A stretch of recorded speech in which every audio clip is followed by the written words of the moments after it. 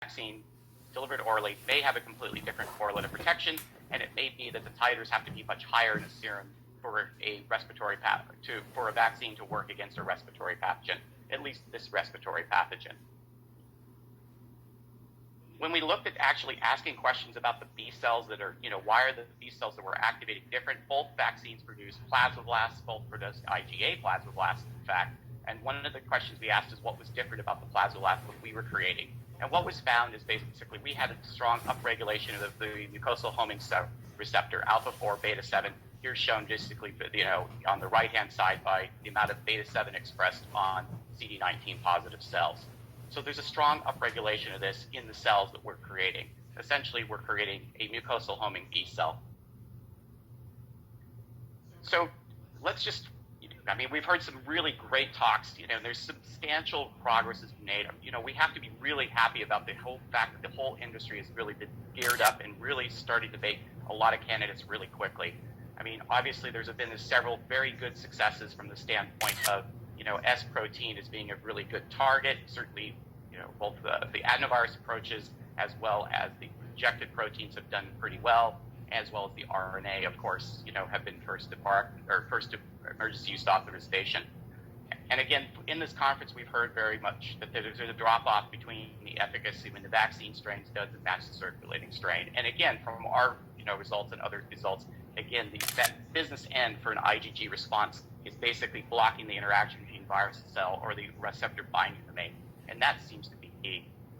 So right now here where we're at, we're rolling out vaccines actually at a not bad pace compared to the rest of the world. We're at 1.2 million vaccinations a day in the U.S., taking over parking lots, with lots of every healthcare work we can find and certainly trying to rush people through to get this. And again, at this pace, we're going to be, 8 months to fully immunize, or 18 for 600 million. So hopefully they'll be able to pick it up. Now, one of the key things that seems to be keeping me up at night is, the fact that in a coronavirus, even without selective pressure, less than 10% of the people in the U.S. have actually, essentially been immunized. And without any vaccine selective pressure, there's now mutations showing up even in the RBD region. And now a lot of the vaccine companies are actually in discussions and publicly stating that that people are going to make strains that basically match. And again, from the business end on neutralizing antibodies, that makes sense. You want to make sure that you're eliciting that IgG response that blocks. So the next, slides are just meant to be provocative. But here we're getting to the point now. We're finding there's new strains. We're making new vaccines develop. We then have to go through a series of immunizations.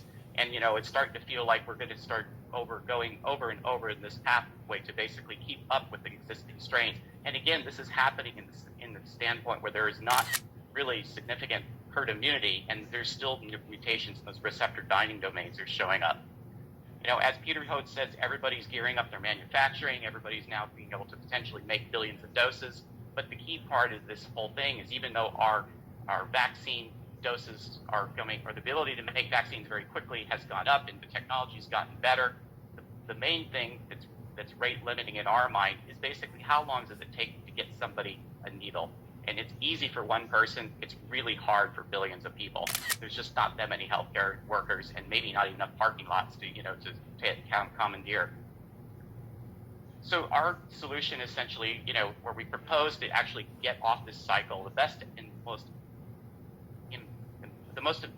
best way to basically get off the hamster wheel is basically to change that dynamic.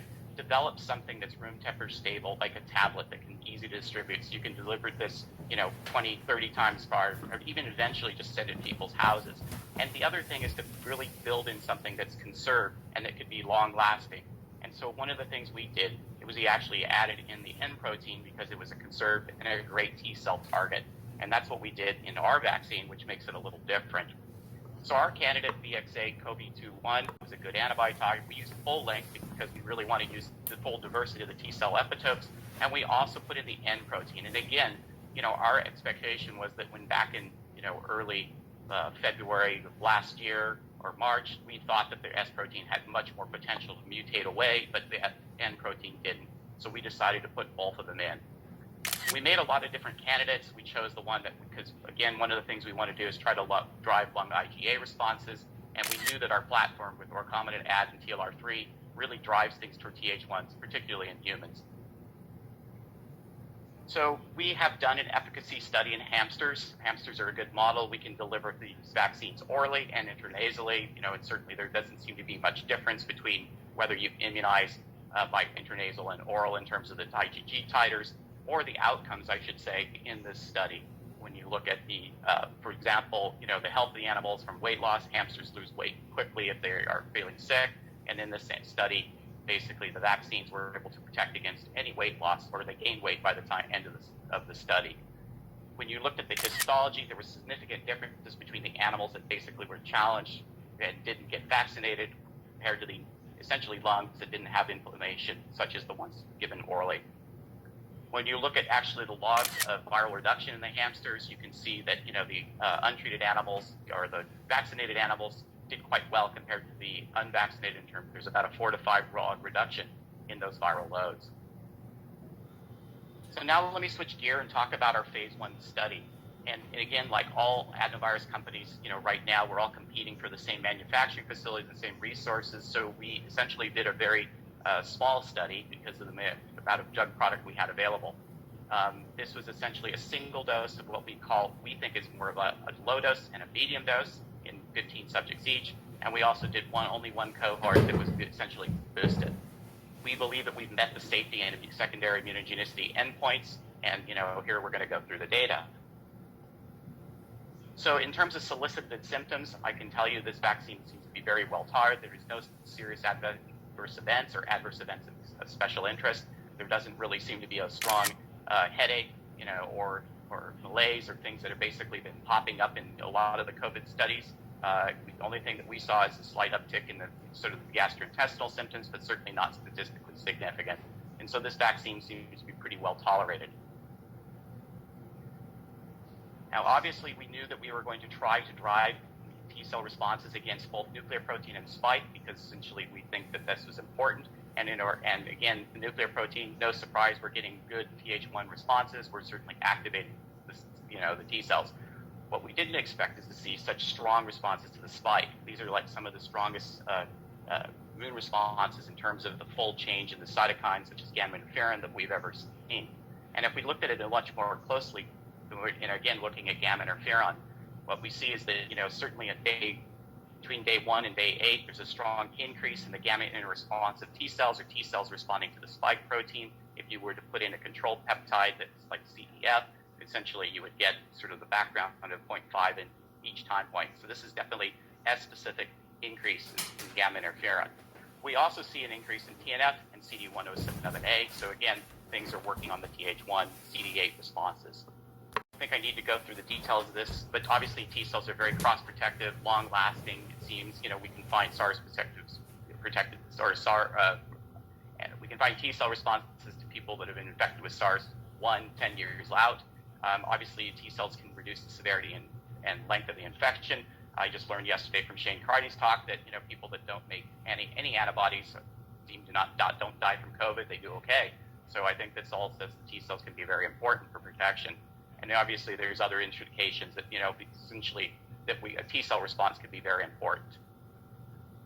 So now let me get into the antibody responses. And one of the things we do is we look at the frequency of plasmablast activation in our studies 8 days after vaccination, because we can do this early in the study. Certainly a large number of people were able to respond at least twofold. And if we look at the actual antibody responses in terms of actually upregulation of alpha-4 beta-7, which again, we track pretty well, or like to track because we think it was important from the standpoint of good correlative protection in the past for us against the different respiratory pathogen. And what you can see is there's definitely a dose response where the low dose didn't do as well as the high dose, and there was increasing, upregulation of the beta-7 and certainly a number of plasmablasts of IgA. So I think that from that side of things, the B cells are activating. But when we actually looked at the sera, and again, we only did mostly single doses in the study, we didn't see any neutralizing antibodies whatsoever, and it didn't seem to make much of an IgG response. We did see IgA responses, and in fact, we saw IgA responses against RBD, S, and N in the nasal swabs, that we were pulling. Again, this data came out just recently. We're still looking at one of the things we're going to do is actually look for neutralizing antibody responses in nays. nasal swabs, or the material that comes off the nasal swab. And the reason is because it's been documented that secretory IgA is about 15 times more neutralizing than sera. So even low levels might be able to provide some meaningful results. Last slide for the data. Again, if we look at the few subjects that we've actually timed to boost, 100% of them made an IgA response, either the serum or the nasal response. And again, this is all preliminary data that just came out, and we're still digging into it. With that, I think I've actually used up my time. So again, for the summary for this vaccine candidate of ours, obviously VXA-CoV-2-1, we met our primary and secondary endpoints. It's very immunogenic, certainly on the CD8 T cell side of things. We're seeing the best T cells we've ever seen, and we think it's pretty important. There certainly were dose-dependent responses observed with the B cells, and one of the things we're going to do now is going to do some formulation evaluations as well as subsequent dose ranging to really see if we can push these antibody responses a little higher. One of the things, of course, we're all working on, of course, is the U.S. will now be immunized probably between 6 and 8 months, and certainly the next generation vaccines are going to have to be able to boost these people.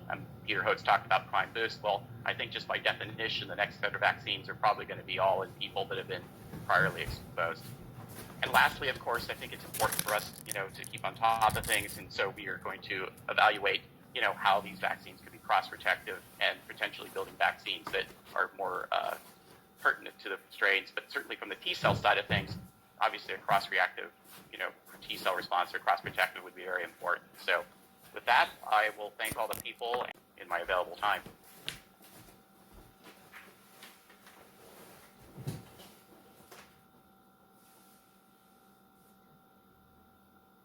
Dr. Anon, we can't hear you at the moment. Are you speaking? Maybe turn off your camera. Try again.